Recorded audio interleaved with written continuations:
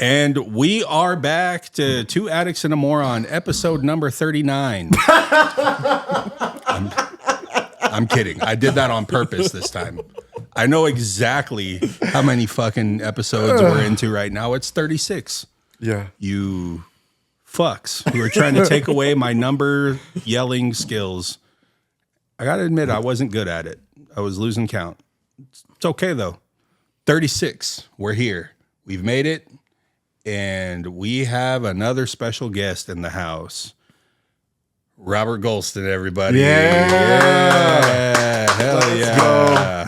Glad to be here, man. Glad to be here. Glad Are you're you? here. You told me you were nervous a little bit ago. Like I'm nervous, but I'm glad though. Yeah. This is cool. You know? Yeah. All right. Well, good. Don't be nervous. I said don't be nervous. All right. All right. Relax. We're good now. All right. Yeah, doing it big. We're going to have Robert tell us a little bit about him and his story here, just like we always do. But before we do that, and I know we missed it last week, we just kind of got hot and heavy into our episode, and we were a little dorked out, I think. Yeah. Oh, yeah. There was a lot going on that day. Yeah, there was a whole bunch going on, singing and dancing and all of it. But we won't skip it today. So introductions, if you ever seen an episode, you're going to introduce yourself last, and then we do a moment of silence. But over here in the middle, Joey the Moron. That's the noise it makes whenever it comes on. It is. It is. There you go. That was perfect. Or when you take a shit. Yeah. Or you pop your... Whatever. Yeah, whatever, man. Go ahead. Over here, off to And my to the left. left. Jay Klein. I got you, Joe. Mike Stewboy, Addicts, Meth, GHB. I'm Robert, methamphetamine addict in recovery. All right. I respect that. Yeah. Hey. Like, well, you too.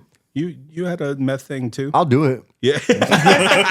I'll do it. Yeah. Mainly when I'm homeless and I need to stay awake. Okay. So I don't have to sleep on the street. I'll just wander. Yeah. Just wander. Like Waldo. Just Yeah. Hey, man. Wandering on meth is different though. Oh, it is. Different. When you're outdoors. Indoors and outdoors is two different things. Especially when you're on Rumberg and Lamar. Oh yeah, no, that's not the place to be on meth outdoors. Man, for sure. I've never seen an HEB so bright. It's like a freaking lighthouse. I'm like, oh my God. I don't know. It's like a Taj Mahal. To be fair to us non-methamphetamine users, that's probably not a good place for a non-methamphetamine user at night either.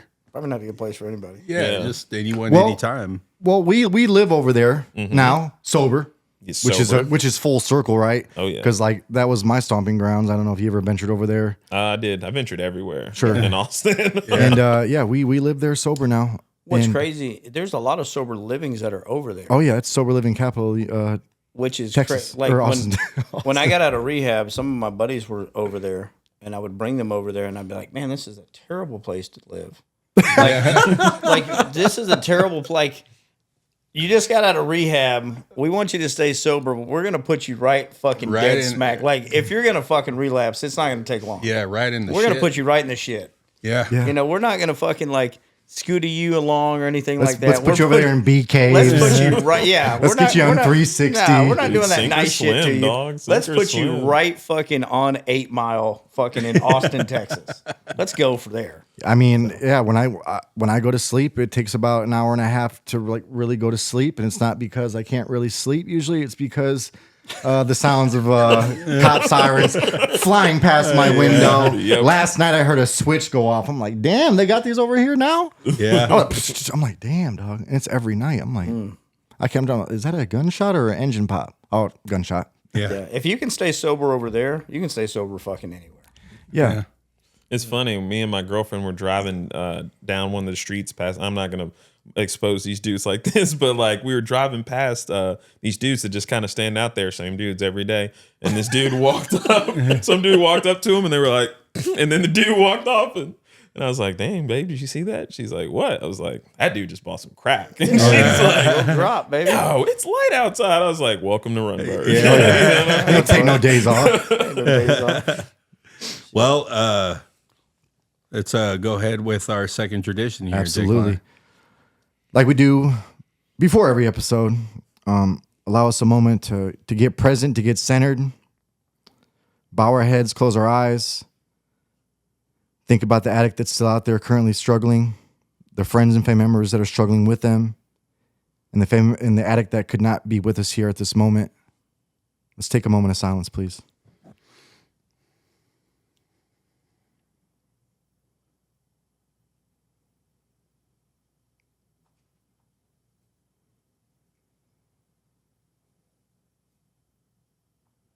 Thank you. Okay. And real quick, can I just give a shout out to the for the people on my shirt? Absolutely, bro. Shout out to the 111 Project out there in the Midland, Odessa, Texas area. Fentanyl kills, and yes, it does. They're raising a lot of awareness out in that area and across Texas. So I love what they do, and when I was up there performing for the Recovery in the Park up there, I got to meet him and gave me a shirt. So just want to shout out to them. I love the work y'all doing, and that's what it's all about. Hell yeah. Hell yeah. That's awesome, man. Well, Robert? You go by Rob or Robert? Depends on where I'm at, Okay. In my home group, I go by Black Robert. That's Wow. funny. Okay. Yeah. Like, I'm Black Robert and I'm an addict, and they love it, dude. So I'm just curious, is there another Robert where they have to Yes, distinguish there that? are Oh, other okay. Roberts. Well, but even then- if they're not there, I'm still like, just in case y'all forgot. Yeah. Dude, Destiny was like, is that Black Rob? I was like, I don't fucking know. Yeah. That's me. So that's you. All right. Well, methamphetamines was the poison, huh? Yes. And how long have you been sober? About 15 months. Okay. Got sober August Let's go. 14th, 2023. Hell yeah, This dude. time. Hell yeah. Congratulations, man. Thank you. That's huge. And how long were you in the struggle for? Man, so in and out for about 15 years, I think. I tried meth for the first time when I was 18 years old. Okay. So And how old are you now? I am 34. Okay.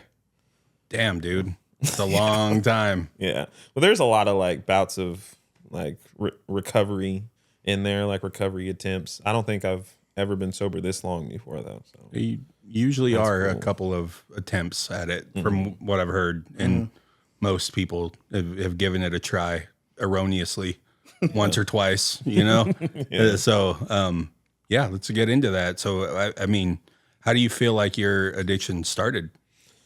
So it's pretty crazy. I tell this when I do H&I's this story, like from the very first time I ever used anything, like in hindsight now, I know I was an addict. Like I didn't know it then, but I was like 16 years old and this guy down the street was like, hey man, you want to smoke some weed after school? And I was like, yeah. Trying to be cool. Like at that point, I didn't even know what weed was, what I mean? And so we went to this like little elementary school, like in the back of this elementary school, because we lived right by there. And we smoked weed, man. And I remember having like a terrible headache, dude. Like I hated it. I was like getting the spins and I was hungry, and I went back to the house and I ate like 20 bowls of ramen, dude, and like 14 sandwiches. Dude. Yeah. I ate so much, man, and I was like so full. Like, you know how you eat too much and you get like miserable, like while you're trying to sleep? Like that's how. Yeah, that's welcome how to it felt, every meal man. I eat, bro. I don't stop when I'm full. I stop when I hate myself. That's where I was. When my arm is tired, that's when I stop eating. Like, so anyway, sorry for that aside. No. Yeah, But, that's where I was, yeah. right? Like I was like miserably full, and I'm laying in the bed, and I remember thinking to myself, dude, like I am never doing this again. For sure. Right? Like, so the very next day, so what had happened was fast forward 24 hours. 24 hours later. So like I got out of school, the next day, and I came home, and like I was like a ramen connoisseur because we were like not like poor, but like poor. And so I made ramen every day after school. Not poor, but we were poor. Yeah. And I would like use different spices and stuff like that. Yeah. And so I went in the cabinet and I saw oregano and bay leaves. Okay. And I was like, oh shit, that looks like that shit from yesterday, dude. And so I grabbed the oregano and bay leaves and like poured it in some notebook paper and went out back. No, you did Yes, not. I did, dude. And I rolled it up and tried to smoke it out back In notebook paper? in notebook paper. dude. That's a very methy move. Oh, by the way, man, that's dude. way ahead of And its I hadn't time. even made it to Yeah. meth yet, and I was already like full tweaker mode, dude. What you smoking on? I'm smoking on bay leaf. Oregano bay and leaf. bay leaf. It's gonna dude. work. It's gonna So work. what did that Yeah, do? it did nothing. Yeah. like, it did absolutely nothing. Yeah, but, just fucking gross. yeah, Yeah. yeah. And I just still hated myself. So Yeah. like it didn't help at all. Oh man. But yeah, so that's how I knew from like the very first time, like, you know, reflecting back is like, you know, the powerlessness, right? It's like, Yeah. I didn't have the power not to smoke oregano and bay-leaves. But even though I told myself like I was never gonna do it again, like 24 hours later, 24 hours after my very first use, I'm trying to do it again. Yeah. you know? Yeah. And that's like much of like what my story was like, you know. Yeah. And so was there something that you were trying to cover up, or was there something that happened, or was it just trying to be one of the cool kids? Was it? I think it was a little bit of like all of that, you know. I like grew up like at a very young age in like kind of a domestic violence situation with my mom and you know the dude she was with and my sister, and then like there was just like, you know, some other like some sexual abuse and stuff like that. That kind of led to like these, you know, self-esteem issues from like a very young age. You know, Yeah. I didn't want to be me, Right. you know. And then like when I got to school age, I remember going to these schools, and like I started at like kind of inner city schools, and we kind of went out to the suburbs, but like all of the black kids, for lack of better phrasing, sounded black. Oh, okay. And if you hear me right now, I Yeah. do not. Like Yeah. if you pick up the phone and call me, you're gonna be like, sir, and I'm gonna be like, yes, I'm African American. No, you're not. But yeah, man. So I always sounded different than the other kids, and like I would just get made fun of. Man, I had like 3 solid friends growing up that are still my friends to this day, but like nobody else really wanted to, you know, they were like a weird kid. And plus I was in like theater and shit. Yeah. So Yeah. I was in theater, I was in sports, I sound like this. Like it was, dude, I was doing the best I could. And what was that dynamic like though? Like on a deeper level? So it was weird, right? Because like once I moved out to like the suburbs, there was like a different, you know, there's more diverse population, right? Like there's white people, there's black people. Yeah. And I remember Earl Sweatshirt, like, Dude, I was about to bring that up. yeah, that line where he was like, in Chum. too white for the black kids and too black for the, The whites. Yeah. And that's like kind of what my experience was That's like. exactly man. what I was It's getting at. like, I was just, I always kind of felt like on the outside. And so, you know, by the time I got to like, you know, using drugs, it was just like, I hated myself on such a deep level. Like I didn't want to be myself on such a deep level that I was trying to escape myself any way I could. You know, I think that's probably why I was in theater for so long, is because I didn't have to be me for like however long. Like I got to be whoever I wanted, and it wasn't me. Bro, you're talking to a proud theater kid right here. Same thing though. You know, like I dealt with all the same self-esteem issues, and that was one way that I could escape it. Like I said before, I got some addict tendencies. I just never picked up the drug. I don't know if it just missed me at the crossroad or whatever, but that's a real interesting thing that you're saying that, because I tried to be a stand-up comic. I wanted to be in movies. I wanted to be on stage. I wanted to be something different, you know, than what I was. So that's a real thing. And it happens real quick when you're young, man. Kids are brutal. Yeah. Yeah. They're pretty fucked up Yeah. things. Yeah. And they're not nearly as bad in the 90s as they are now, dude. Kids are real brutal now, man. Terrible. Right, yeah. Now it's you can crazy. use social media to even further it. So it Yeah. definitely doesn't it doesn't just stop at the schoolroom anymore. It's Yeah. the classroom. It's Yeah, Like it'll at least follow you in the home. 90s, I go home, you know. Yeah, get away from it. you can't even go home You no get more. home and they're going on the laptop just going. Yeah, I'm like, they're "Jeez." hammering it away. Yeah, it's wild shit. So, you started with weed, oregano, basil. Bro, it's funny you say that because when I was a kid, like before I ever had any drug addict tendencies, we used to go and peel banana leaves off of these banana trees. Like people that grew bananas, we'd peel their leaves because somebody told us if we put them in bamboo pipes, you can smoke them. It would get you high. So we used to do that and just fucking smoke. Yeah. And it was nothing. It was just Yeah. like Just smoking and bananas. just getting sick from it. It's like, this is terrible. Yeah. So, Yeah. but I never smoked fucking like Mom's household fucking ingredients. Yeah. Natural herbs. Yeah. Well, If it would have been another month or two out there, I may have. Yeah. yeah. Well, you were a pioneer in figuring out that did nothing to you. Yeah, somebody's got to break the mold. Yeah, bro. you had to fucking snap it somehow, bro. So, what transitioned you into methamphetamines? So yeah, man. So when I moved from Kansas City to Austin, so like even though I lived in the suburbs in Kansas City, it was still like mostly black people. Like I like to say it was like bougie black, you know, Yeah. like bougie ghetto. But when I moved to Austin, it was like this big culture shock, and I started hanging out with white people, you know what I Yeah. mean? And like that was fun, dude. And they loved me. They were like, "Yeah, Rob." And Yeah. I was like, "Yeah, man, this is awesome." And that's when I started like drinking and smoking weed and like skipping school and stuff like that. And then like this was like maybe my senior year, maybe the year after I graduated, I went to this house party and I was like super wasted at this point. And I went out in the garage and they were like rolling a bowl, but I didn't know that's what it was at the time. I just saw they were smoking something and I was like, "Yo, what's that?" And they were like, "You don't want this." I was like, "Yeah, I do." Yeah. Yeah, I do.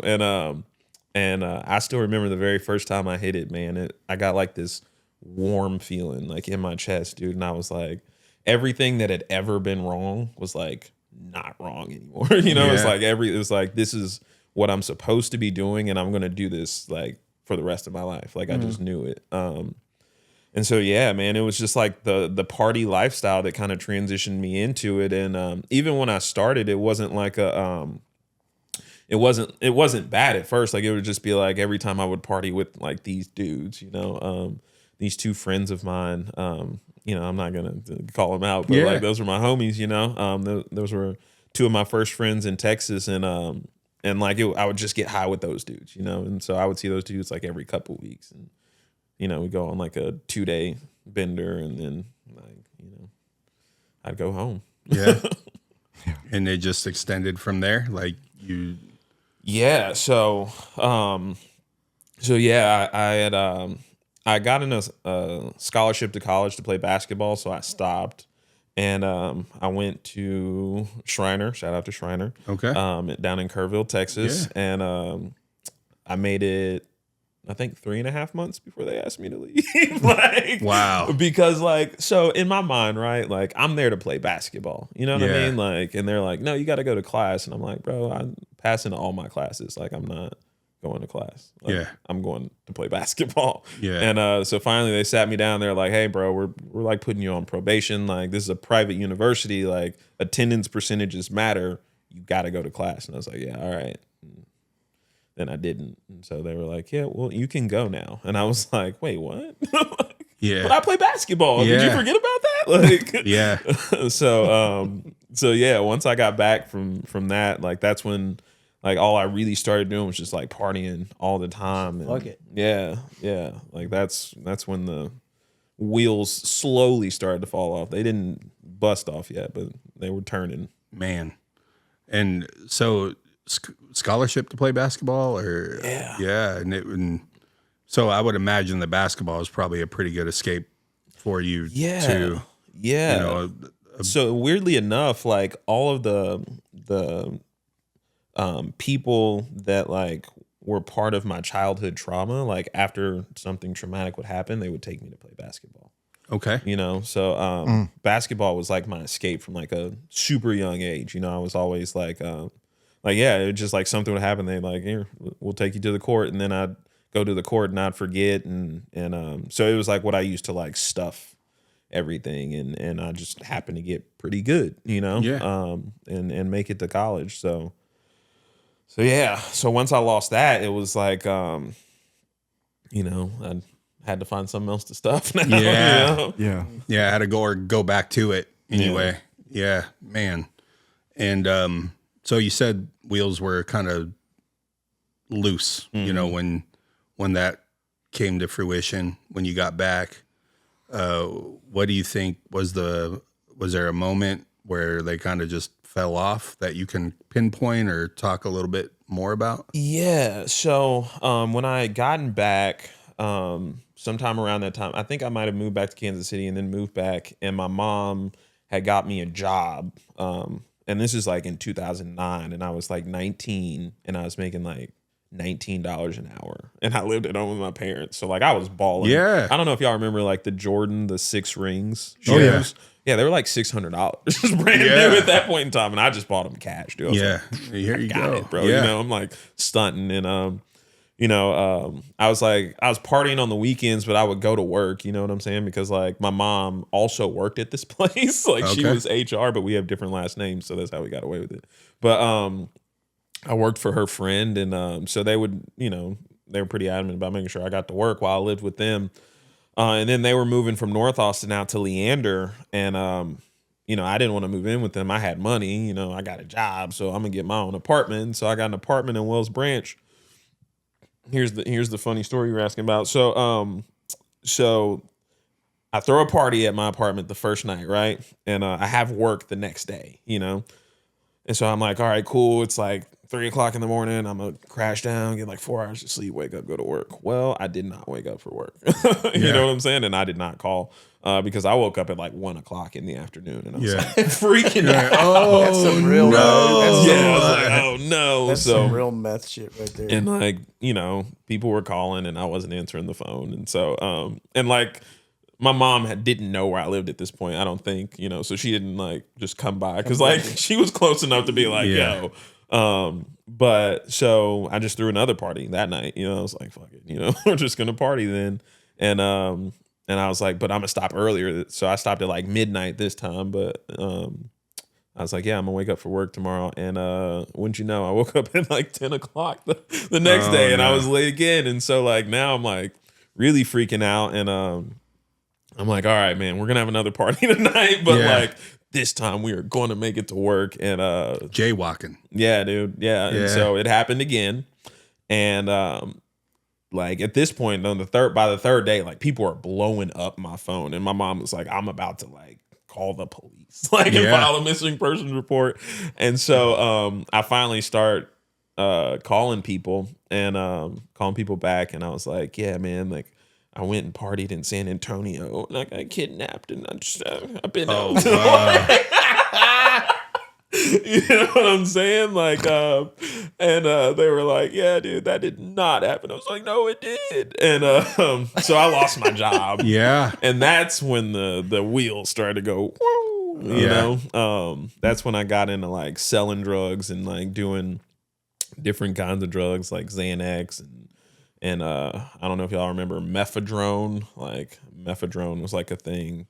And yeah, ecstasy, like all that stuff. And I'm just throwing parties, and like I was not making enough. Well, I was making enough to pay my rent, but I wasn't paying my rent because I was spending all my money like going to festivals and partying and shit like that. So yeah, eventually I got like evicted, you know, and yeah,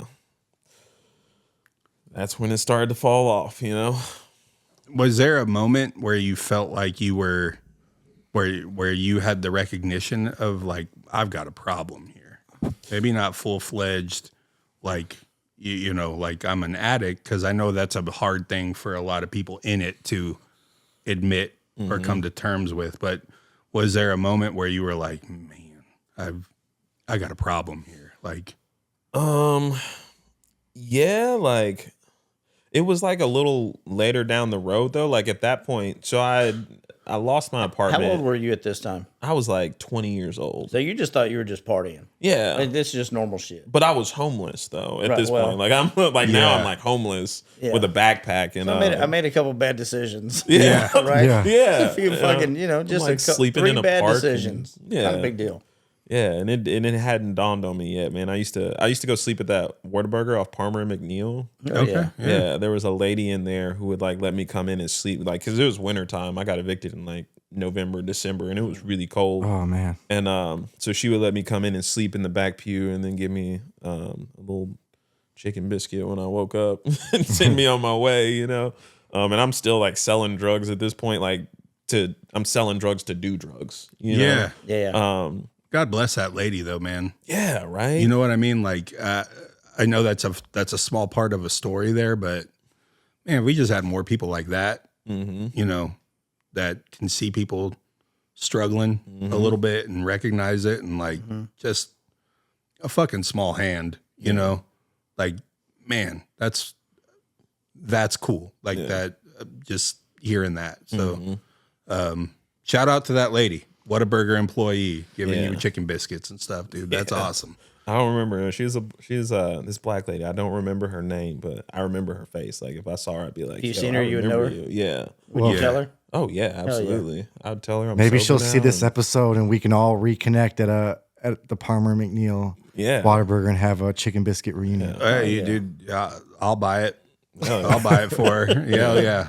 Maybe we can do a We steak can rent out instead. the whole Whataburger. Yeah, dude, let's fucking do it. But I'll bring a pillow and sleep in that back pew Don't- just one come more on, man. time, bro. yeah, Just for old, old just for times. shits and giggles. For the nostalgia. And I'll stand you know what outside I and mean? ask people for cigarettes.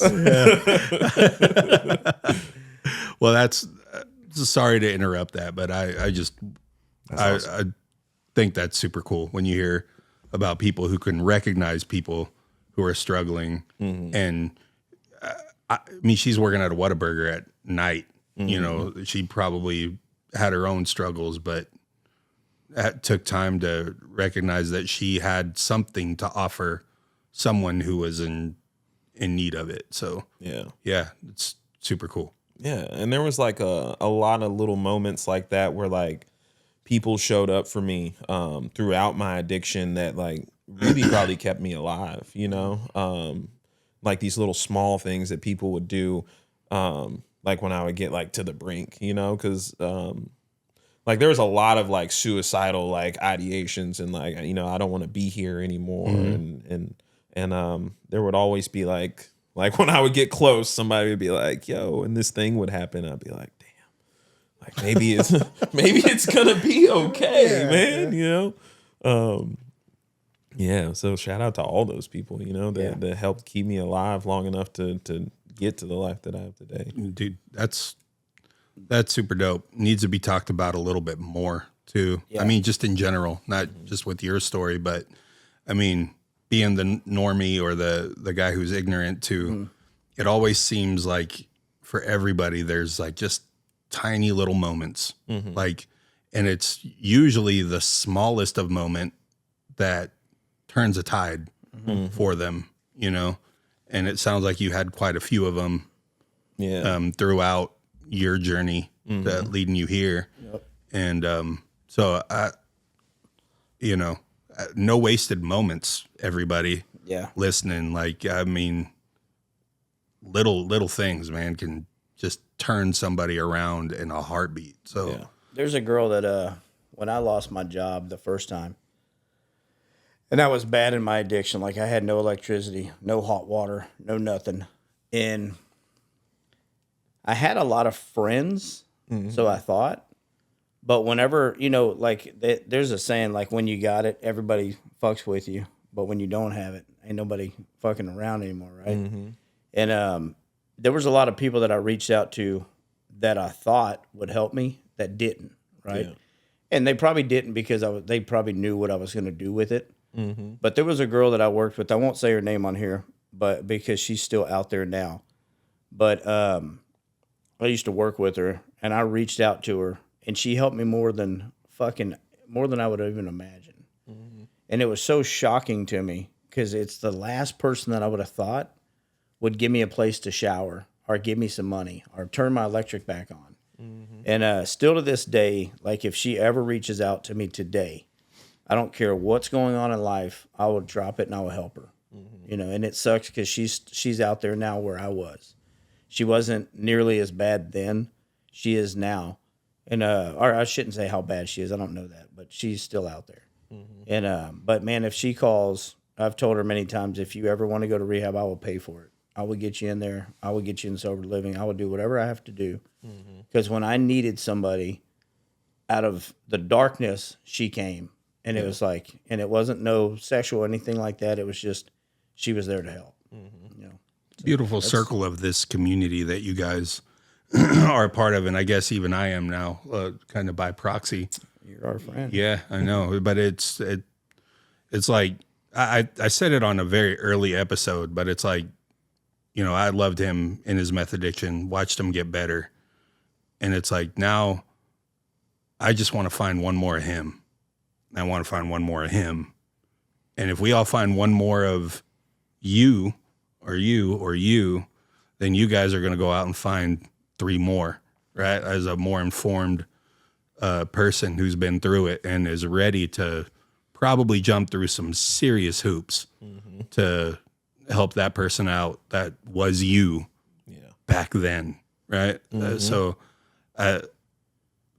it's one of the most remarkable things that I've witnessed through being on this thing is how fast you guys, you know, you put out that fucking Viking horn, somebody needs help, right? And you motherfuckers come like bats, like, okay, let's do it. Like, let's fucking go. Like, what do we got to do? You know, so kudos to all of you guys. I know, and you, I'm sure we're going to get into that here in a minute and get into your sobriety. I'm sure you're doing some cool things too. But yeah, that's just the coolest thing about this to me and the community that you're in. Super dope. So off the rails now, you're homeless. It's cold. Yeah. You're selling drugs, not even to support yourself, just to support the habit. Sounds like. I mean, how long did it stay there? In that section of it. So I was actually, funny story. I had gotten like while, damn, this all happened really fast. So like I was living when I was still had a job and stuff. I had gotten arrested in Williamson County for stems and seeds. No lie. No lie. Like, we were parked at this apartment complex, man, and we had smoked all of the weed. Like the weed was gone, you know, and the cops pull up and like I'm like, first of all, I'm high, so I'm already like whatever. But then also like I know that there's no weed, so I'm like, yeah, I'm about to. Yeah, I'm good. Yeah, I'm good. And they pulled us out the car and like. The stems and seeds were on it was my car, and the stems and seeds were on the floor in the back by this other dude's feet. And so they pull us out, and of course they ask us all separately, like, who does this belong to? And of course the dude was like, oh, that's his car, you know what I mean? And I'm like, okay. And they were like, yeah, you're under arrest for possession of marijuana. And I'm like, there is no, like, what marijuana, dude? There is none. So I got in probation for that, and I would have been pissed. Yeah, probation for that for a year, and I would have been pissed. Of course, I would have been pissed, bro. Dude, so mad. Like that was one of the first things I on my fourth step, dude. I was like, Williamson County, Round Rock. Yeah. Yeah. No. It was Cedar Park. No. It was just regular Wilco Sheriff's. It was over off of like Palmer and Anderson Mill area, right by the line, dude. I was so close to Travis County. You know, I could have probably spit and been there, but None of my dealers would come to Williamson County. yeah. Oh, hell no. After a certain time, they ain't coming. You can come to us. We ain't coming to you. I'll go to Lake Creek Parkway. That's it. I would have to pay like extra for them to like even come that way, and it wasn't just like $20 more. It was, you got to pay for us to come. It's 4 a.m. Yeah. We're coming through Wilco. We are not driving. You got to pay us to come there.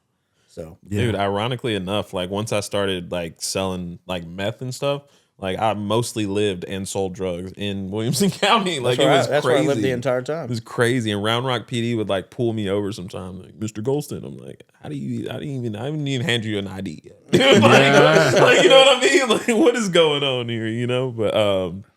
But yeah, so like I had gotten I got in probation and I violated it. And so like I called my mom finally and I was like, Mom, I need help. And she was like, well, the police was here looking for you, so you can do that. That's a warm place to sleep, you know, because my mom is like, she's OG, man. I love her to death. Like, and we have a great relationship now, but she's like tough love. Like she's been like that my whole life. And so she's like, yeah, you can go to jail, you know? And so I did that. I did that, you know? And that was like my first time going upstairs at Wilco, and I got to learn about, if anybody's ever been to Wilco, you know about the coffee cake day. Come on, that shit's fire, Let's dude. go. That's the only good meal in there, dude. Yo, they do feed you good at considering. Yeah. Way better than Travis County. The coffee cake and the hot tea, dude. Yeah. And they got the flavored Kool-Aid in there too. Yes, dude, they do. In the canteen thing. Mm-hmm. Yeah. I want to go back, dude. Life is so simple. I want to go back. All I had to do was watch daytime TV and play on, man. spades, dude. You know what I mean? Like, but it's college football time too. Fucking bet on some squares, bro. Get on some squares. Take some trays. You know what I mean? Some commissary. Bro, like that's the thing. It's like my mom was not the like I'm gonna give you commissary money type. So like that's why I had to learn how to play spades. You know? And I had to get real good. You had to gamble. Like, that's the only way I'm getting anything. Yeah. You know what I mean?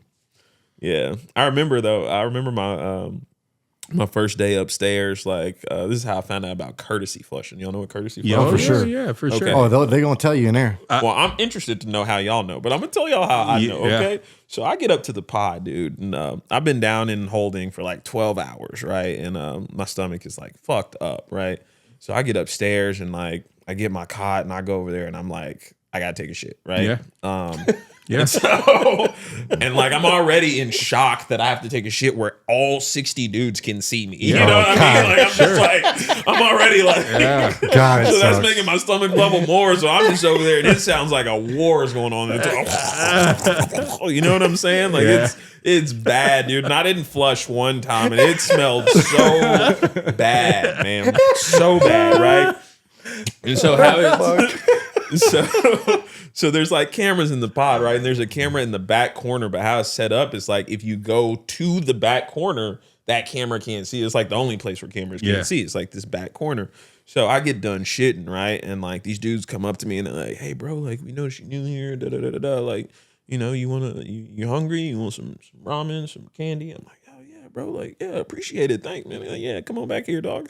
And they walked me to the back corner, and never did it occur to me that I was about to get beat up. No way. But they got me in the back corner and stomped me out, dude. For real? And didn't tell me why, bro. They didn't even tell me why. So like, I stumbled back to my cot, dude, and I'm just laying in my cot. Oh my God. And this dude walks up to me. He's like, "Hey, bro, you got a courtesy flush." And I'm like, "What the fuck is a courtesy flush?" And he's like, "Yo, drop one, flush one." I'm like, "Bro, what are you talking about?" And he's like, "Yo, every time a turd hits the toilet, dude, flush the toilet so it doesn't smell in here, bro. That's why that happened." And just walks off. And I'm like, y'all couldn't have just like, you know what I'm saying? Y'all could have just told me like, hey, bro, next time, you know, you're new here. Like, nah, bro. They're like, yeah, come get some candy. Oh man, that's fucking brutal, man. Yeah. I think you might be the first ever living human being that I know that got his ass kicked for not courtesy flushing. Yeah. So let me tell you about my courtesy flushing situations. My girlfriend probably wants to beat my ass every time I take a shit because I don't believe in it. Yeah. I think it's fun. I'm like, yeah, nope. I like my own brand. Yeah, and you should too. You love every part of me. Love this too. You know. So, but I mean, if she was bigger and had a posse around her, she probably would beat the fuck out of me just the same way. Yeah. So I got a good one. So I was shitting today. All right. And I don't flush either.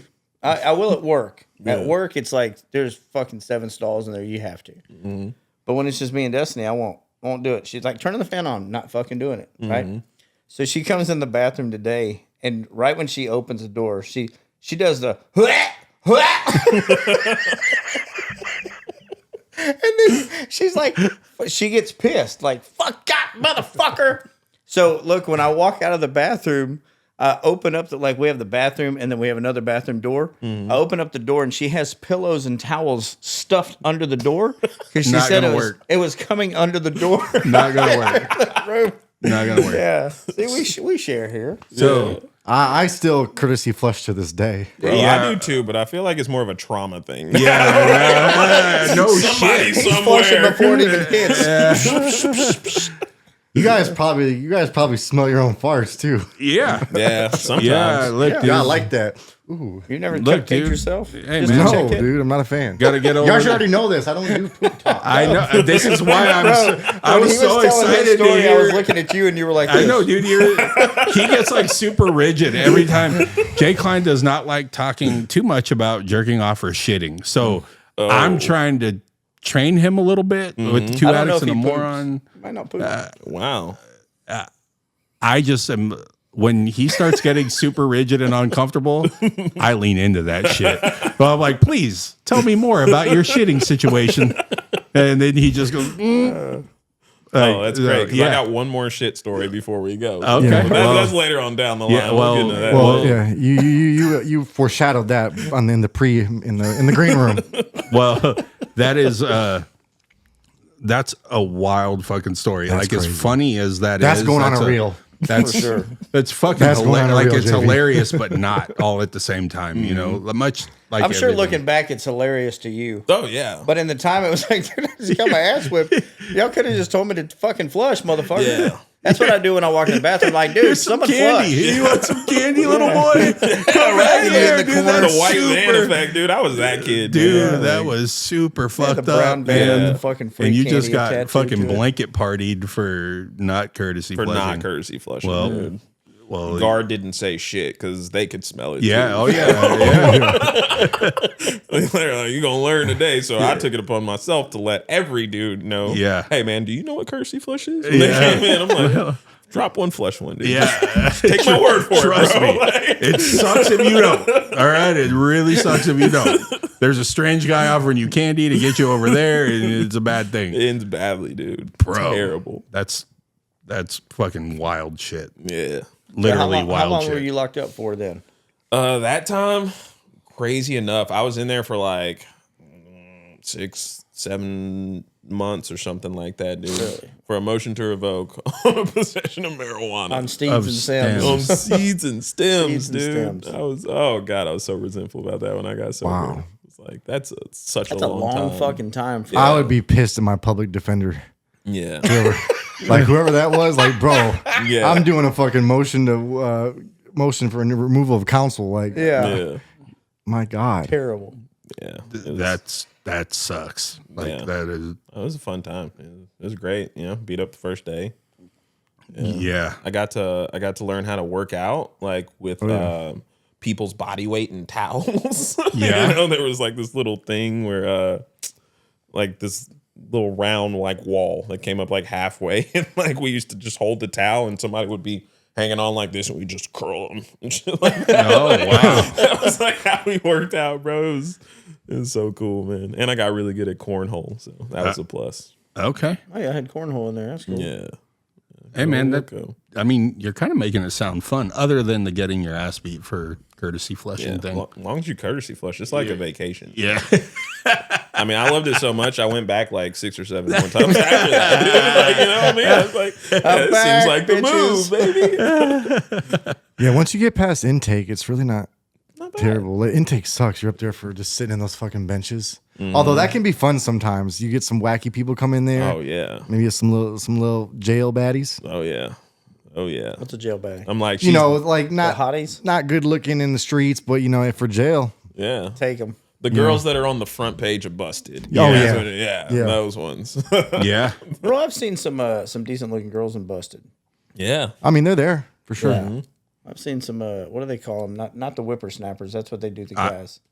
I don't know. There's a page they label They label it like it's something for women. Yeah, it is. But Like something hotties or something like that. Yeah. Yeah, and then when you read that this one did this, I was like, gosh, damn. Fucking. Hey, those are the ones you gotta watch out for because they go to jail and then they get with the other females and then they conspire together how to ruin men's lives. Yeah.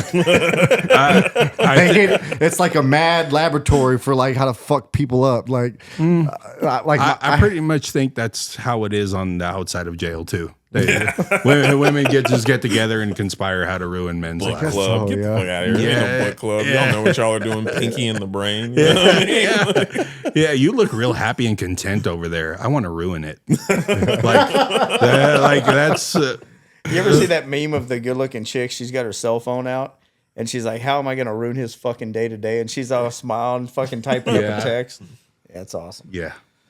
Well, okay. So jail, first time, first go, 6 months for some bullshit. Dude. Yeah.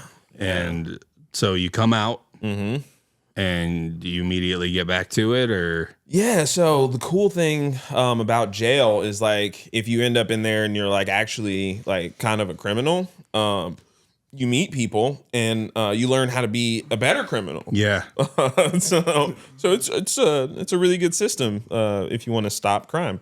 But yeah, so like I met people and that's when like the meth addiction really started. I like moved in to this apartment with a friend of mine over off Metric, and we lived next door to like this plug, and like that dude, like I called him Uncle whatever, I'm not gonna say his name, but like he like took us under his wing and like really like plugged us in, you know. And so that's when like the meth really got bad, and yeah, I started like moving like bigger amounts of things, and that's when it really started to get like crazy, you know. And like I would go through these moments where I would get too like strung out, and I'd be like, man, I don't want to do this anymore. And I call my mom, and she'd be like, yeah, come home. And then I go home, and I'd be there for like 3 days, and I'm like, yeah, no, I gotta go. Let's get the move, you know, I gotta get back out there. Or somebody would hit me up and be like, yo, I need this, and I'm like, oh, that's $500 in my pocket. Well, mom, I love you, thank you. Gotta go, you know. And it went on like that for like a long time, you know.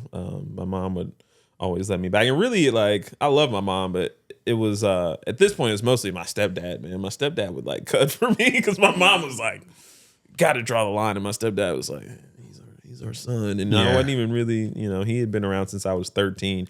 I call him dad, you know. In my mind, he is my dad.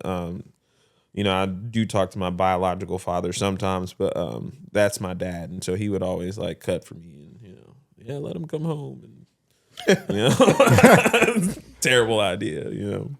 Well, but I understand it too. You know, that's. Are you a parent? Yes. Okay. How many kids do you have? 1. So, boy or girl? Girl. All right. 11-year-old girl, my daughter. Wow. Yeah. Well, we have kids too, and you know, thinking about your kid out there roaming around like that,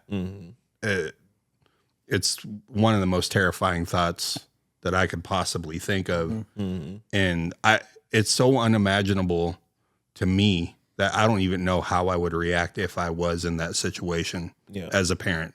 That makes sense. Like, so I don't want to judge anybody parenting style for that, because I don't know how I would react to that. I don't know how, if I would be look, you got a place here all the time, you know, or if I would be like, you got to go out and figure it out. You know, there's, you made your bed, lay in it. Yeah. I don't know what the right answer is for that, but I'm glad. I know what I would do. Yeah. I know exactly what I would do. Fucking come on home. Come on home. I'm going to enable the shit out of you. Yeah. Because, you know, a little girl, I think maybe it's different for a son. Probably not so much. No. You just get, I think. Not with that. Not with that. I think mean, with there's the girl, certain you got to things. worry about, you know, being assaulted, right? Sure. I don't want to say the word because they might fucking ban this episode. But, you know, that's probably the only difference. You got to worry about them being assaulted. Sure. Whereas, I mean, there's you a know, whole nother level yeah. for girls, but having one of each myself Yeah. for that specifically, Yeah. I don't know, man. I don't know that there would be too much difference there Yeah. for me. So I'm know glad that you had that like both in the same house though. Mm-hmm. It probably created a pretty good paradigm there. You probably got a little bit of this and a little bit of that at the same time, you know? Yeah. Yeah, it was weird because it didn't always like stay that way. I think like the last time it happened, it was when, you know, my stepdad was like, nah. And my mom was like, well, you know, this is the time. Like, we got to help him this time, you know? Like, it like flip-flopped. And then there's like this whole, like, you know, drama with, you know, me and my stepdad out in the front yard and neighbors. And, you know, it led to that. But yeah, man, I think it's a lot different now than it was then too, just because so many people are dying. Yeah. You know? And so I think I would be more apt to be like, yeah, come home. Whereas like back then I would have been like, you know, it's just meth. Like, you know, stay out there, dude. Like, stay out there and suck it up, you know? Yeah. But It's a different thing now for sure. yeah. And I think It's true because I used to always tell people, you never heard anybody ODing on meth. Never heard it, but now you have. Yes. Because now there's fentanyl in it. Oh, I was one of them. You know, I was one of them. Yeah. Yeah.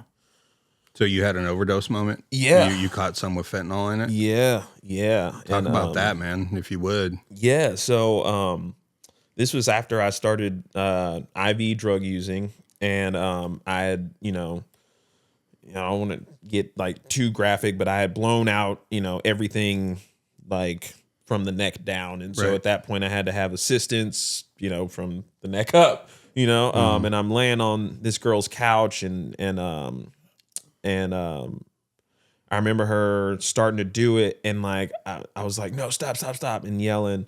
And then everything just went black, and then next thing I know, like I opened my eyes and like my friend who was not the one who was like administering, my friend who I actually knew there, because I just had a roommate help me out because she wouldn't do it. But now my friend is like sitting on my chest doing like this and like crying and like, you were blue. And I'm like, what the fuck are you talking about? Like, get the fuck off me, Yeah. Like, and then like once I like had kind of come to and like there's Narcan, I'm like, now I'm like, not only am I like in precipitative withdrawals, right? But like also I have like the extreme meth paranoia. So I'm like, you just tried to kill me. Like she tried to murder me. Yeah. You know what I'm saying? So I get up and I like storm out the door and I like try to drive, and I made it, I think, like across the street to like the Walgreens, and I parked my car and I took a lift the rest of the way back to the house, dude, because there was no way, but So no hospital or anything? no hospital or anything. So after an immediate overdose in Narcan, you drove yourself across the street, and I almost crashed. I bet. I was just leaving an apartment complex and I probably drove like 250 feet, and I was just like, can't do it. yeah.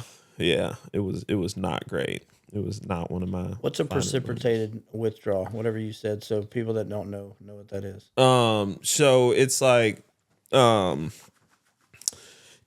when you're like detoxing and like, like you have like the headache and like the feeling of wanting to like just crawl up into a ball and like kind of die. Like it's like instant there, because what happens, correct me if I'm wrong, but like the drugs attached to like your opioid receptors, right? And then like it's too much and like it just tells your brain to like, stop doing stuff. And so when the Narcan comes in, it knocks all the drugs off those receptors, right? But now those receptors are like, wait, no, like I need that, Yeah. And so yeah, dude, I was really sick and I was really dizzy, and I remember telling one of my friends like, hey, if I ever overdose again, do not fucking Narcan me. Like, please don't.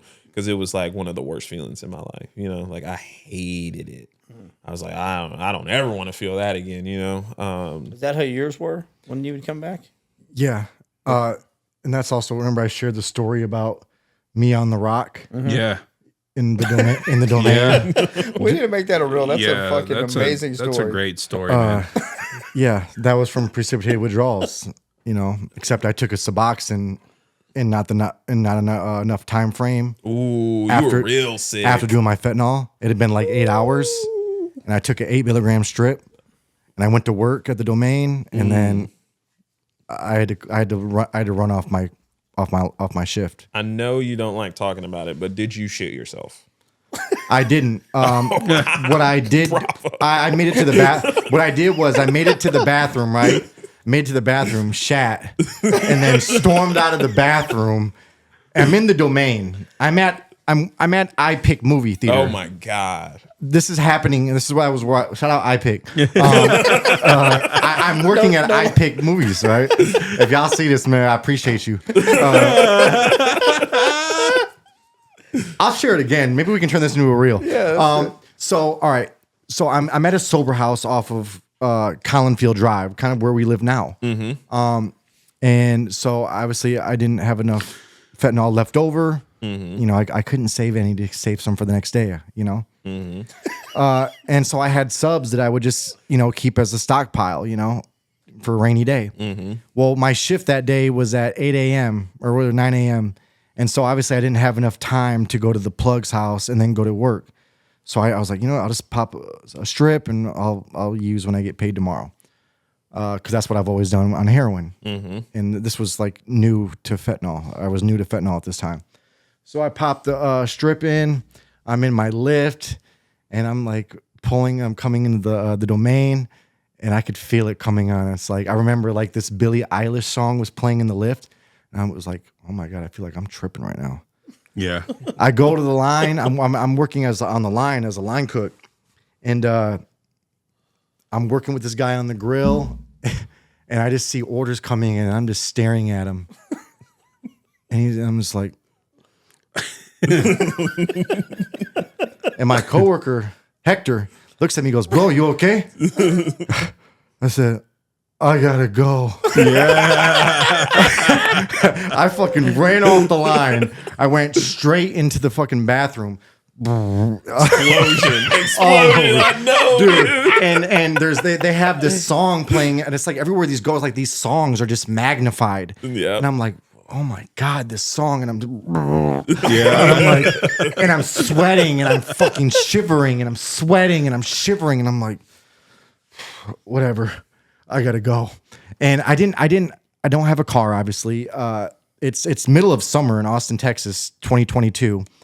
And so I'm in the domain, and right outside of iPick is like this little walkway where the parking garage is, and you can walk along in there. I think it might be Orange Garage. Yep, it is. There's a little rock that sits right there with some brush, with like a big nice bush behind it. And I was just like, dude, I'm not walking a mile to the bus stop on Breaker. So I could go. I don't have the energy to deal with that. I'm gonna get on this rock. And before I could get on the rock, I felt like I was gonna throw up. So I fall to my knees and I go to throw up. And as I throw up, I sneeze. So I sneeze and I vomit and I throw up out of my nose. And I'm like, and I have snot and puke just coming out of my nose. I'm like, I know that piece shit of burn. fucking corn comes out, and I'm like, Still a piece of corn too, dude, and I'm just this drool and snot and puke, like vile puke, bile type shit's coming out of my nose, and I'm just like, I gotta get on this rock, and I just got on this rock, and I just huddled up, and I'm just. Now, mind you, this is a domain on a Saturday, and it's about 10:30 a.m. now, so It's starting to pick up. There's a movie theater. Yeah. So it's early in the morning. What do you do on a Saturday if you have a family and your kids? Yeah. You go see a movie. Yeah, Yeah. I pick. And well, you're walking down that aisle, and what do you have? I remember this black dude, right? He looks at me like, like this man never seen anything like this in his life.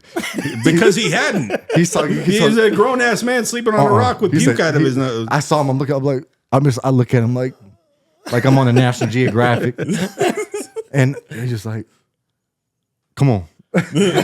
He told his daughter, "We're gonna go see iRobot or something, Wild Robot." No. Yeah.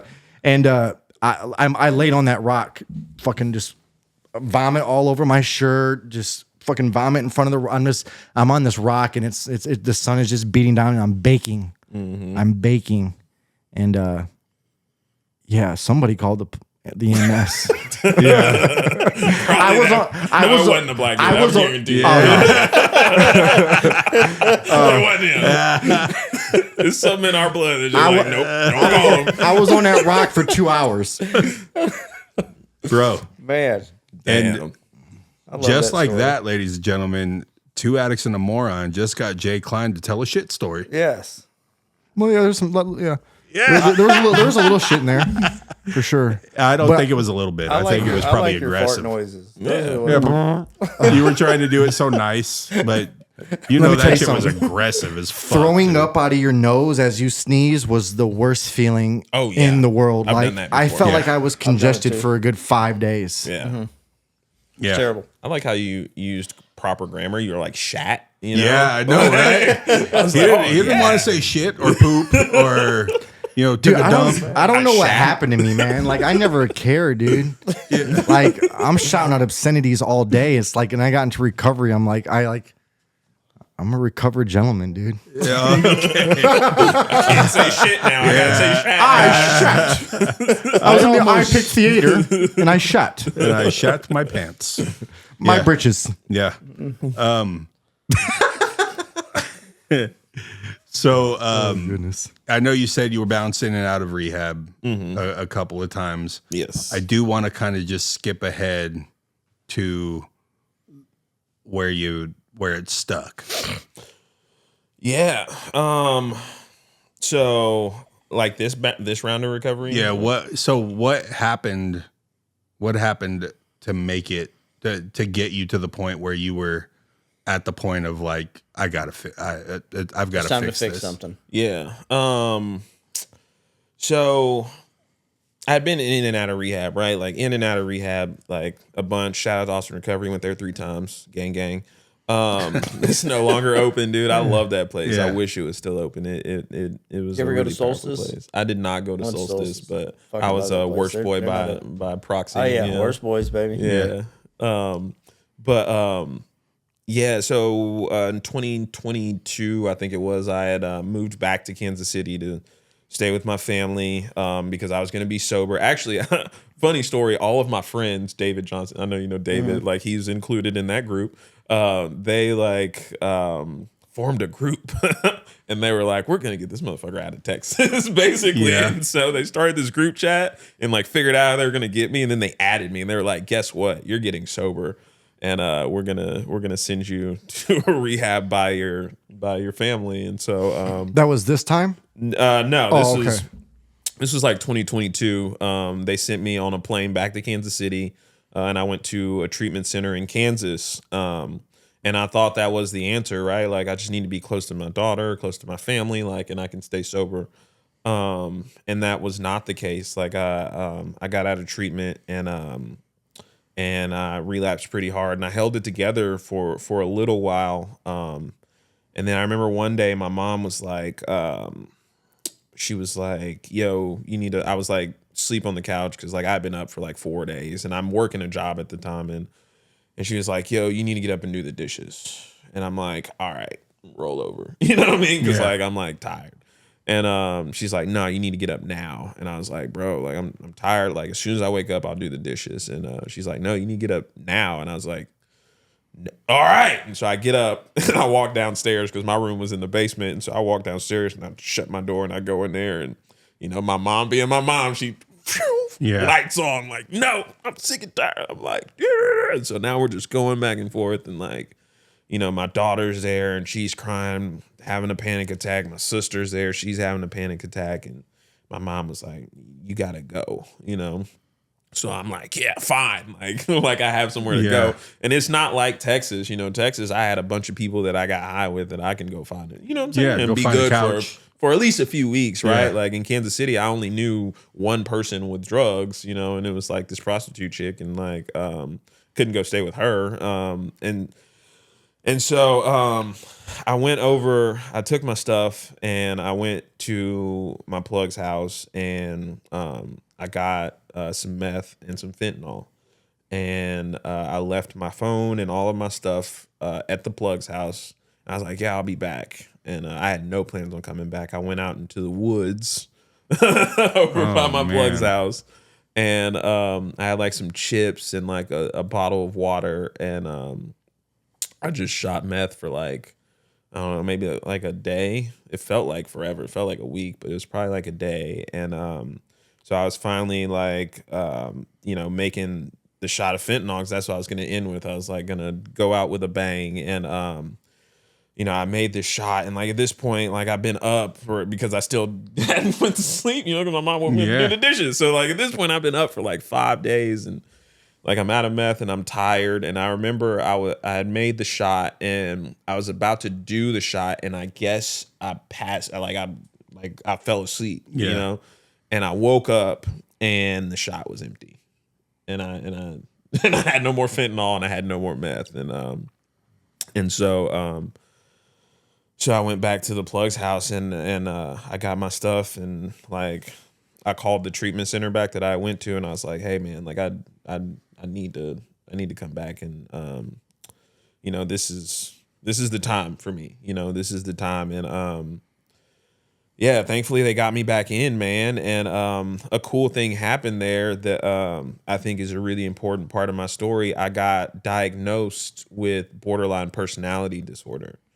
And so I remember I had a friend, Kyle, who had told me, like, maybe back in like 2018, she was like, hey man, I think you might have BPD. And I was like, what's that? And like, she gave me this book to read, and I was like, okay, I'll read it. And I never read it. But when the psychiatrist was sitting there talking to me about it, she was like kind of highlighting like, oh, the impulse control and like the inability to like regulate your emotions and like things like that. And I was like, oh yeah, that kind of makes sense, because like what my story looked like before that was like I would get sober, right? And like things would be going great. And then like all of a sudden I'm high and I'm like, wait, why? Like, how did we get here?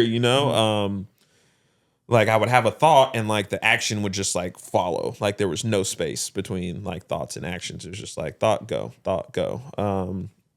And so, once I got the diagnosis, that treatment center actually had a therapist that specialized in DBT therapy, and was able to like give me like some like coping mechanisms. Actually, their whole curriculum was centered around DBT therapy. And so like I got a lot of like different coping mechanisms, like thought stopping, radical acceptance, things like that, that really kind of helped me dial back like, the craziness that is BPD. And yeah, man, that's where it like really, really started. Like that's where I really had the desire to stay sober for like the first real time. Like I was like really, really like, I'm going to do it this time.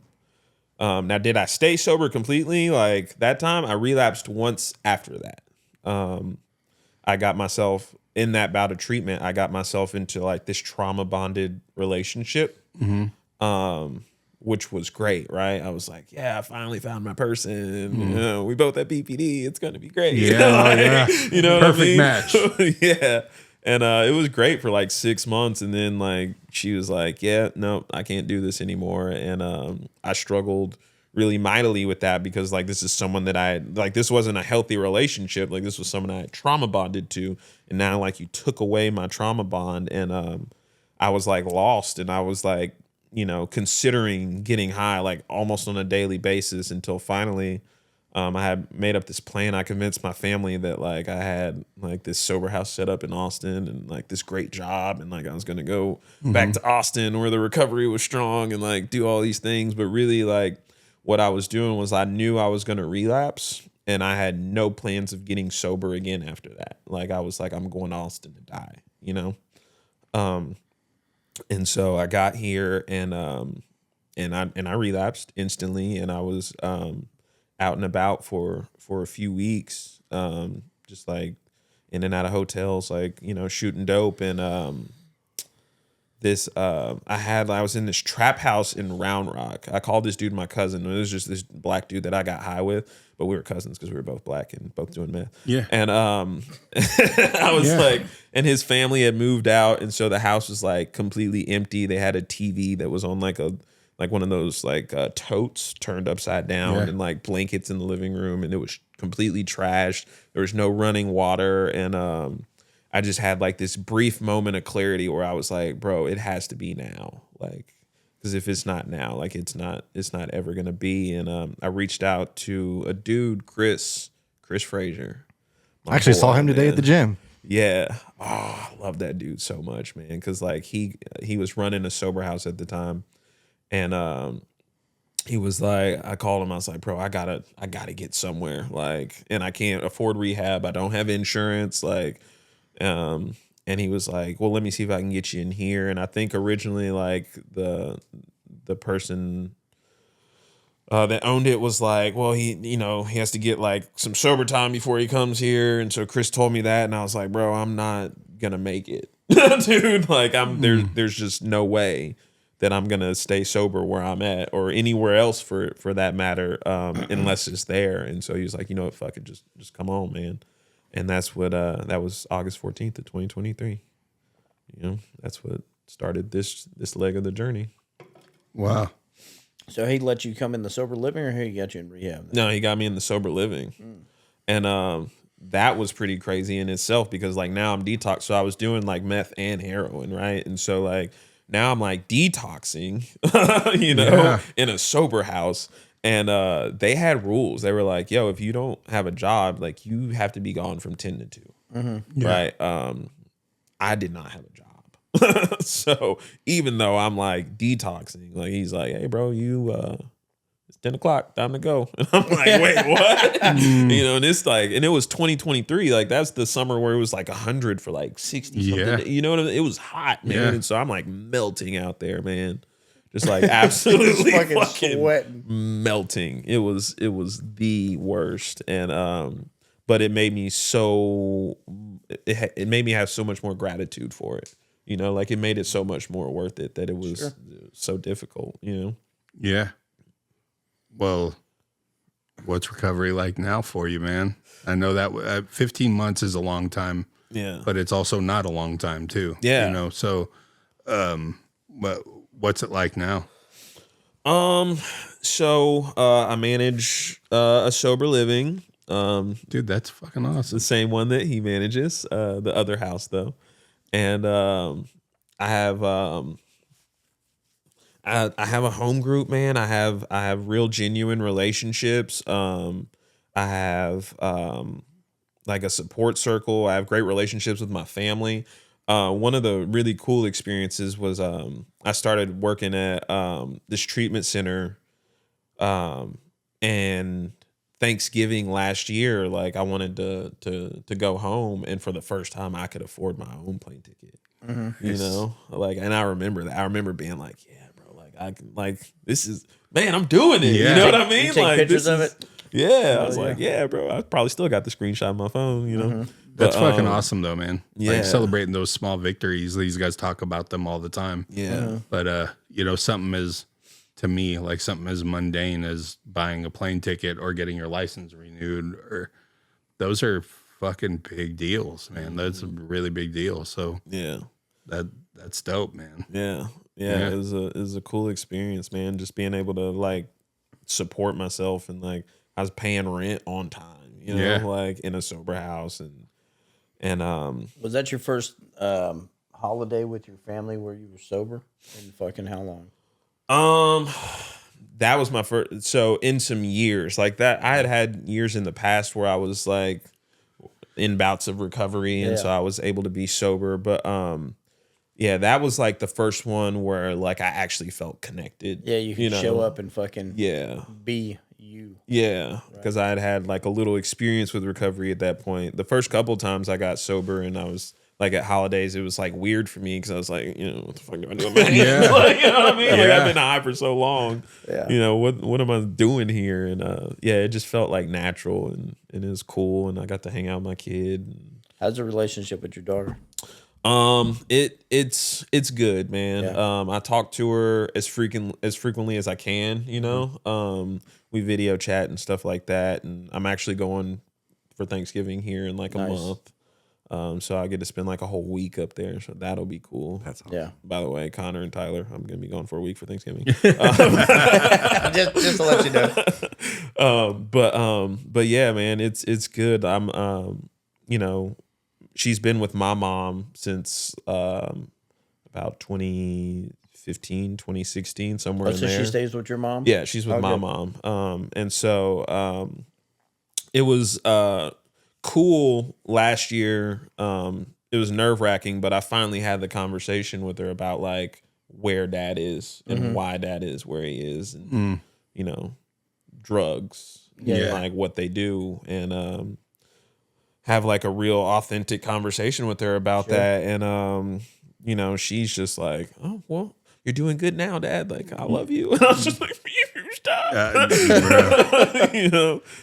She's always been like my biggest like cheerleader and supporter. And, when Dad's doing good, she's like, yeah. Like, she knows. The kids, they know. Yeah. Oh, yeah, for sure. Yeah, my daughter's 9 and she knew when she was 5 and 6. Mm-hmm. Like, she knew there was something.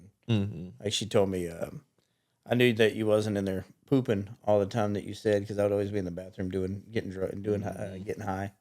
And she said, but you'd come out and you wouldn't flush the toilet and there was no poo-poo in there. So I knew like he's in here doing something. Mm-hmm. Like, he wasn't in here pooping. Yeah. But now she knows what I was in there doing. Mm-hmm. Yeah. Smoking meth and watching porn. Yep. Yeah. 100% of the time. Well, that's fucking great, man, about your kid. And, it's amazing how much your kids look up to you no matter what. It's so innocent and so cool, and you can go off the rails and I can go off the rails, even myself. Mm-hmm. And just how quick they are to just be like, okay, well, are you done? Are you proud of me? Mm-hmm. Like, that's just all they want. Yeah.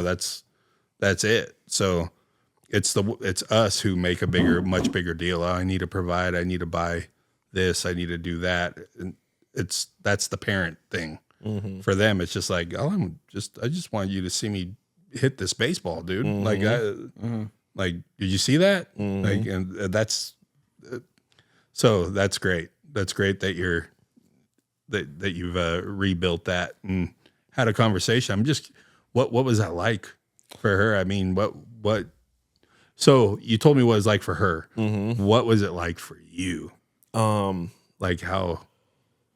It felt freeing in a way, mm-hmm. That like I didn't have to feel like I had to tiptoe like around mm-hmm. conversations or anything anymore. And like, now I can tell her like, oh, Dad's going to a meeting, and she understands that. Yeah. Like she's like, oh, okay, yeah.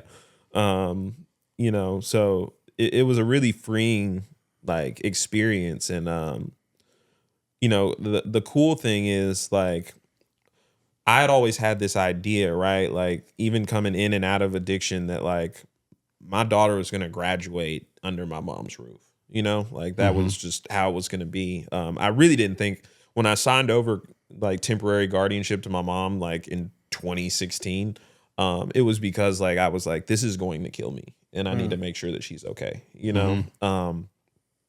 But like recently I've been kind of talking with my mom, and like we formulated this plan, like in 2 years. So 2026, we're going to try and transition her back to Dad, awesome. Dude, that's dope. So, yep. That almost got me. Yeah. Yep.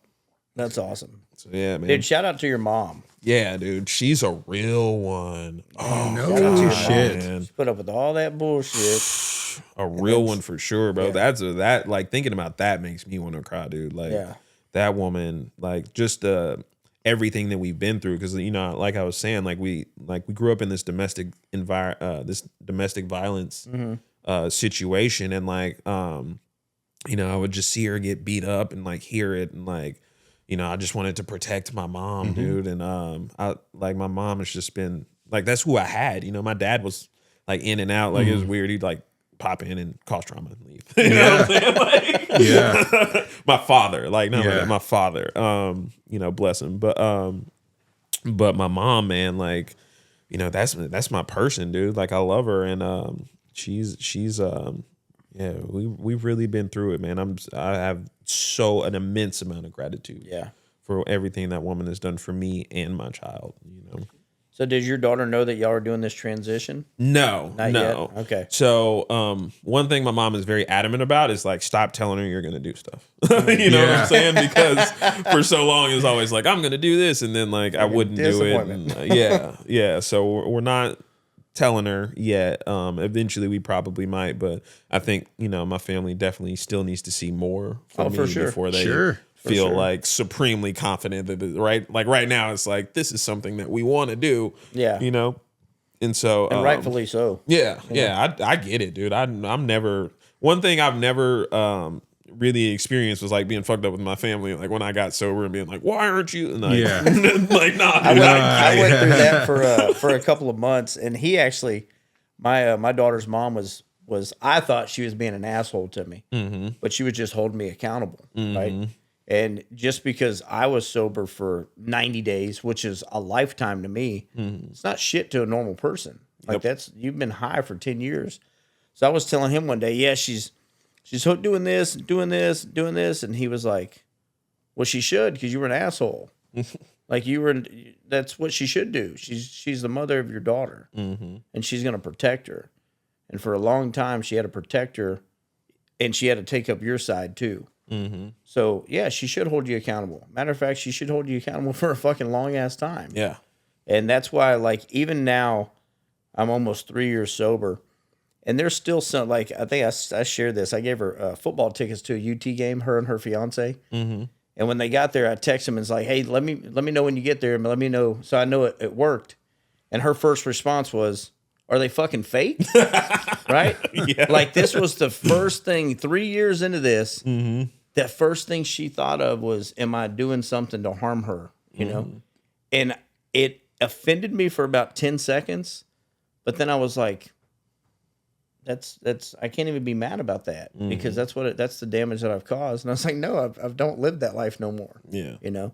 But yeah, he was the one that's no, she's not being an asshole. She's just she's doing what she should as a mother, you know? So you're just holding up her end of the bargain. Yeah, dude. Thanks for helping me through that. No, man. That was easy. That was easy for me to do. Yeah. But he was a dick that day. It was not holding people accountable is a motherfucker, especially when you love them. And I think that might have been the day where it was maybe the next day, it was I think we're ready to do a podcast. Yeah.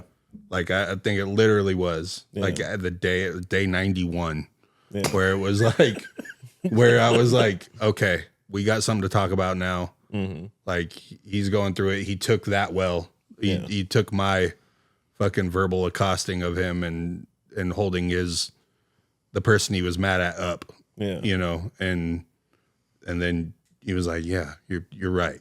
You know, so I was like, all right, now we're good. Now I'm positive that we can sit down in this room and be cool. Yeah. You know, what's crazy too is now we get along better than we ever did when we were together. Our co-parenting skills, I'll put them against anybody, and they're fucking. And she'll send me a text every other month or so and say, hey, thank you so much for getting sober. Damn. Because now when my daughter goes with you, I don't have to worry.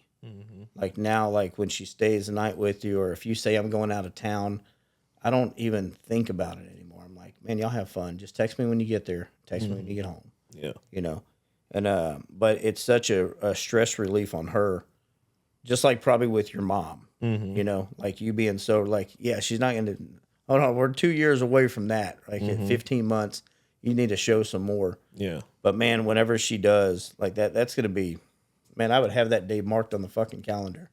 That is the day that I'm striving for. Towards, you know, because there's nothing like a little girl's love, in my opinion. I don't have a son. He does. I'm sure he'll say there's nothing like a kid's love. Yeah. But man, our daughters need their dad, and that's the one of the biggest things for me is like, and she told me like, no matter what you're doing, you're her hero, no matter what. Like I'm her mom and she loves me, but you're her hero, you know. And my fiance asked me the other day. She said, if something ever happened to, we were talking about relapsing. And she said, if something ever happened to Kaylin, you wouldn't relapse. And it was the first time in my life, I told you this the other day, first time in my life that I could say no without even thinking. Because used to, I would have justified that for that. Yeah. And she said, you wouldn't? I said, no, because whether my daughter's here or not, I still got to be her hero and I still got to make her proud. And I still made a promise to her that I would never use drugs again. And I never will. So, yeah, that's great, man. I'll be so happy for you that day. Yeah. Be a fucking great day. I'll let y'all know, man, when it happens. Hey, dude. Well, with that being said, man, I want to let you know you have a sober living. You're in the community. You've been on 2 Addicts and a Moron now. You need us for fucking anything. Pick up the phone and give us a call now. We'll put out a bat signal for you anytime. And the door's always open to you. If you need to come in here, fucking rap, you want to sit back there and watch an episode, you want to do whatever, you're family now, man. And yeah, I'm excited about the rest of your journey here, you know. So thank you so much for coming on, dude, and sharing your story. I know you made it look really easy because you were laughing about it, you know, all the way through, and you were making it real funny, and that's exactly what we want to do. We want to make it look easy, but I fucking know it's not. Yeah. And everybody who watches and has struggled understands that. So appreciate you coming in and sharing your story. And just like that, man, I think we got another episode in the books here. Yeah. Great episode. Can I leave y'all with one more story? I would, yeah, dude, please. Does it involve shitting? I told Jay Clyde. Does it involve shitting? As long as it involves story. shitting and we get to see Jay Clyde, sit up. Sit up. Reach it up, dude. Let's go. Here you go. You ready? Yeah. Okay. So y'all know what Reiki is, right? No. Y'all don't know. You know what Reiki is? Yeah. So it's like this energy healing. Like they align your chakras. You know, like it's real hippy dippy shit. I love it. Okay. So this is when I was living in Waco. I worked for Oxford House. I would come back here and I would get Reiki done by my Reiki master, Reiki therapist, whatever. Shaman. Yeah. Whatever. Dude, she's awesome. Okay. Like I love her. But so I would drive back from Waco and I left early one day. And so I was there probably an hour early. Right. And so I'm sitting in the car and I'm like, all right, I'm gonna throw on some meditation music and vibe out and get prepared. Right. And so I did that. And then I started to feel in my stomach. And I was like, oh, that's weird. And then a couple minutes later, it was like, I was like, oh shit. And so I felt the fart, right? Yeah. I felt what I thought was a fart, right? Yeah. And so do y'all know what I mean when I say I checked my fart? Yeah. I let it very close enough. Yeah. You got to bring it back. So I checked it a couple of times, dude, bro. right? And so I was convinced. Gave it the Dikembe Mutombo. No. I was like, oh, dude, that's a fart for sure. Yeah. Like, if you would have, I would have bet all my life savings that was a fart, dude. Yeah. And so now I'm like, oh, I'm just going to push it out, right? So I push it, and it goes, and I was like, and so then I did 2 things you should never do when you shit yourself, especially in a car. Yeah. First thing I did was I leaned over and I was like, oh no, that's not a fart, dude. That's not a fart. And so I was like, but I gotta be sure. So I did this. I said,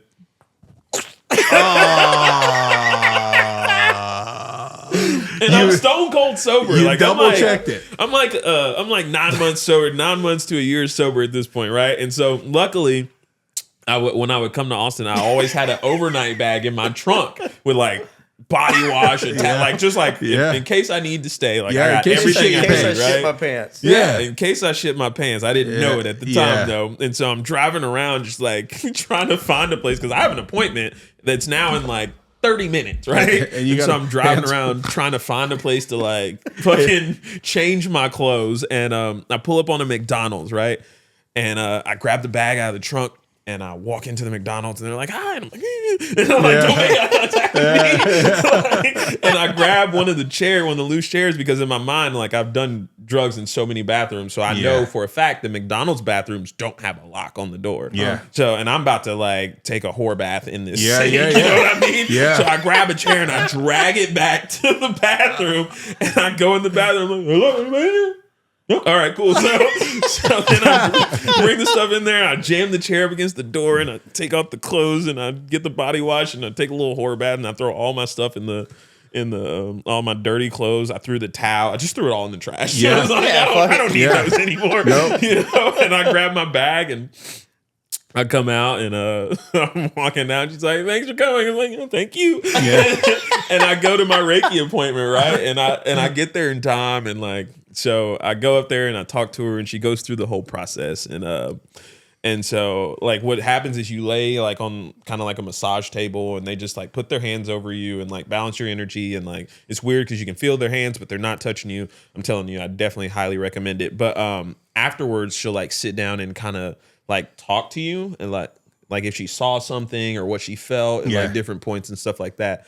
And so she's like talking to me, and all I can think about is that I shit myself before I came up here, right? Yeah. And so I'm super relaxed. And so like she's saying something. I was like, Izzy, I had a question. And she's like, yeah. And I was like, at one point, I farted while you were doing the thing, and like, I'm so sorry. Like, I didn't know. Like, did you smell it? Like, or anything like that? I didn't fart, but like, I was like, I wonder if she smells it. I shit myself. You know Yeah. And she was like, no, I didn't smell anything. I was like, all right, cool. So what were you saying? So that was the time that I shit myself, stone cold sober, dude. Hey, man. That's awesome. Never happens. trust I've done a it. fart, dude. Yeah. Never. That's awesome. Yeah, you got to be. I think it's after 30. Yeah. You just shouldn't ever, dude. Yeah. never trust farts. Like ever, never do it. I do it twice a year. Shit myself. Trust farts? Oh, No. shit yourself. Oh, No, wow. yeah. I do it twice a Look, year. dude, if and as it gets longer, then I think I did it twice in the past couple months. Whoa. Like not like Look at his face. not like The disgust. I love it. not like filled up, but enough to be like it's Yeah. gross back there. Yeah. Like there's definitely I feel like someone hit you with wet paint. yeah. Yeah. And so I talked to a buddy, and he told me that we should. He told me you're at the point in your life where you need to use a man pond. I was like, "What's a man pond? I don't know what that is." And he was like, "That's when you fold up a wadded piece of toilet paper and you put it between your ass cheeks when you have real bad stomach issues. That way, if you can trust a fart at that point, because the toilet paper will catch it." Yeah. Whatever comes out, right? Mm-hmm. And he was like, the thing is, he's like, make sure that nobody's in the house when you pull that out. If you have trusted the fart, because that is gross. Like, that will fucking. This dude used to play football. Like he played college football, and so he was like, sometimes you're having, and you got to go to practice, and you can't like leave. So I created the man pond, and he was like, so Man pond. so I could, if I could fart, I could do whatever I wanted with stomach issues. So I'm passing this information off to you. Oh, I'm using it. Yeah, I'm laughing, but in my mind, I'm like, yep, check. Next house meeting. Next house meeting, you're going to see me like adjusting it while I'm sitting there. Dude. Look, dude, I have one in right now.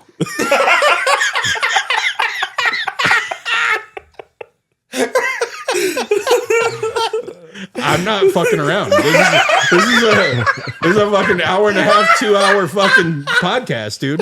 I've shit myself twice in the past couple months. I'm not taking any fucking chances anymore. I found this fucking revolutionary invention. I'm going to use it. I feel like he was Yoda, and he gave me. I was like, oh shit, we have this amazing thing that we can fucking use. Like, you know what I mean? Oh, yeah. So I'm using it. using it right now. It's in there, all the way in there. I would check and see if there's a patent on that. Yeah. We might be onto something. Take Are that you? shit to Shark Tank, bro. Man, just have a roll of toilet paper. This is what you do. Fucking unroll a couple and then like right up the old keister. Mark Cuban's like, that's genius. That's genius. Or either that or he's like, I got one in right fucking now, dude. Get the fuck out of here.